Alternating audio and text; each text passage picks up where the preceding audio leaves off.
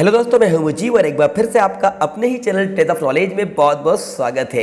दोस्तों, आज इस वीडियो के अंदर मैं आपको 2021 में 12वीं पास स्टूडेंट्स के लिए लेटेस्ट इन्फॉर्मेशन प्रोवाइड कराने वाला हूं, जो कि आपके कॉलेज में न्यू एजुकेशन पॉलिसी से रिलेटेड है। जी स्टूडेंट्स, अगर आपने 2021 में 12वीं पास कर ली है और कॉलेज में एडमिशन के लिए आपने अपना रजिस्ट्रेशन भी करा लिया है, तो ये वीडियो आपके लिए बहुत ही ज़्यादा इंपॉर्टेंट है, क्योंकि आज इस वीडियो के अंदर मैं आपको कॉलेज में न्यू एजुकेशन पॉलिसी से रिलेटेड इन्फॉर्मेशन प्रोवाइड कराने वाला हूँ। लेटेस्ट अपडेट आपको इस वीडियो के अंदर बताने वाला हूं, तो वीडियो के स्टार्ट से लेकर एंड तक जरूर देखिएगा। चलिए वीडियो को शुरू करते हैं। देखिए, मैं आपको बता देता हूं कि ये जो न्यूज़ है ये आज की ही न्यूज़ है, जो कि दैनिक भास्कर की न्यूज़ है।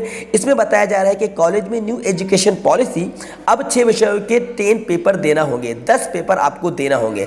जी स्टूडेंट्स, पहले होता क्या था कि पहले आपके 9 पेपर होते थे, लेकिन अब एक पेपर को और बढ़ा दिया गया है। न्यू पॉलिसी को इस सत्र से लागू कर दिया गया है। यदि आप इस साल कॉलेज में आ गए हैं, कॉलेज में एडमिशन के लिए आपने प्रोसेस स्टार्ट कर दी है, तो अब आपको 9 नहीं 10 पेपर आपको देना होंगे। जी हाँ, चलिए इसको डिटेल में समझ लेते हैं। तो स्टार्टिंग में हेडिंग मैंने आपको पढ़कर बता दिए। इसके बाद यहाँ पर कहा जा रहा है कि पहले 3 विषयों के 9 पेपर देने थे, अब नई पॉलिसी इस सत्र से। अब देखिए यहाँ पर क्या कुछ कहा गया है, चलिए इसको डिटेल में पढ़ लेते हैं और इसको डिटेल में हम समझ लेते हैं।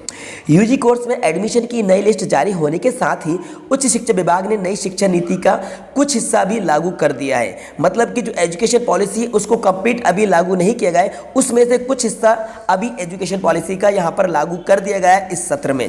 इस सत्र में 12वीं पास करके यूजी में एडमिशन लेने वाले छात्रों को मूल विषय और फाउंडेशन कोर्स के साथ एक वैकल्पिक, जेनरिक और एक वोकेशनल कोर्स भी पढ़ना होगा।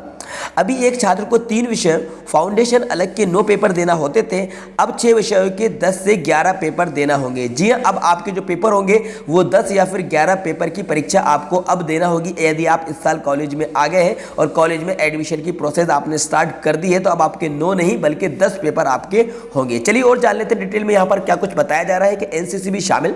तो दोस्तों, यहाँ पर एनसीसी को भी शामिल कर लिया गया है। यहाँ पर न्यू जो एजुकेशन पॉलिसी को लागू किया गया है उसमें एनसीसी को भी शामिल कर लिया गया है। प्रथम वर्ष में छात्र अपने संकाय के 3 विषय कोर की तरह पढ़ेगा। दूसरे 2 संकाय में से किसी एक विषय को जेनरिक पढ़ना होगा, इसमें एनसीसी भी शामिल है।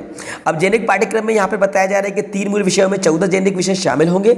इसमें विषय के बेसिक नॉलेज का 60 घंटे का अध्ययन होगा।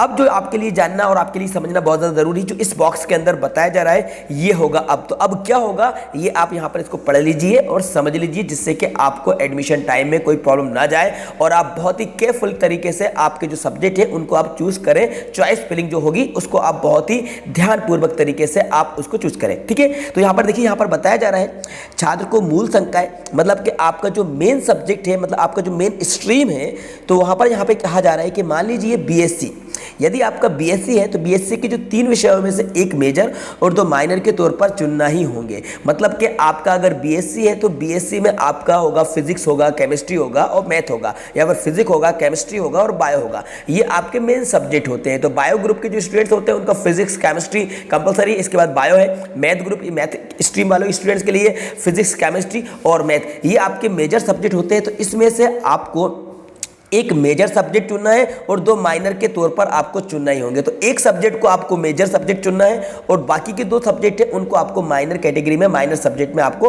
रखना है। इसके बाद जो चौथा ऑप्शन होगा वो वैकल्पिक होगा, जिसमें कि जेनरिक विषय में से किसी अन्य संकाय का एक भी विषय चुनना होगा।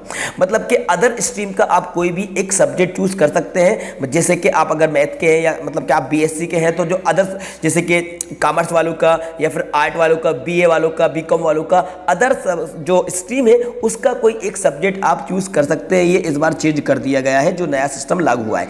5वां वोकेशनल यानी व्यावसायिक विषय चुनना होगा, व्यावसायिक विषय आपको चुनना होगा। और 6ठे विषय के रूप में फाउंडेशन कोर्स पहले की तरह होगा। जैसे कि फाउंडेशन आपका हिंदी और इंग्लिश होता है, वो पहले से ही चला आ रहा है, इसमें कोई भी चेंजेस, कोई भी परिवर्तन नहीं किया गया है। तो ओवरऑल ये जो इन्फॉर्मेशन थी ये आपको क्लियर हो गई होगी। आगे इससे भी रिलेटेड जो कोई इन्फॉर्मेशन आएगी, बोर्ड का जो नोटिस जारी होगा, तो उसके ऊपर मैं एक डिटेल वीडियो बना दूंगा, आपको डिटेल में एक्सप्लेन करा दूंगा। लेकिन आप आपके एमपी वोट के या फिर कहीं पर भी आप एमपी ऑनलाइन पर जाकर कॉन्टेक्ट कर सकते हैं, उस पर आपको वहां जाकर चॉइस फिलिंग कर लेना है, जिससे कि आपको कोई भी प्रॉब्लम क्रिएट ना हो, जिससे कि आप उन सब्जेक्ट्स की स्टडी कर सके जो सब्जेक्ट्स आप वो चूज कर रहे हैं। I hope that information video आपको पसंद होगी, तो स्टूडेंट्स वीडियो को लाइक कर दीजिएगा, अपने सारे फ्रेंड्स को ज़्यादा शेयर कर दीजिएगा। और यदि आप हमारे चैनल पर नए हैं और आपने अभी तक इस चैनल को सब्सक्राइब नहीं किया है तो दोस्तों चैनल को जरूर सब्सक्राइब कर दीजिएगा, साथ में बेल आइकन को भी प्रेस कर दीजिएगा, सो दैट आपको आने वाली वीडियोज़ के नोटिफिकेशन सबसे पहले टाइम पर मिलते रहेंगे। Thanks for watching.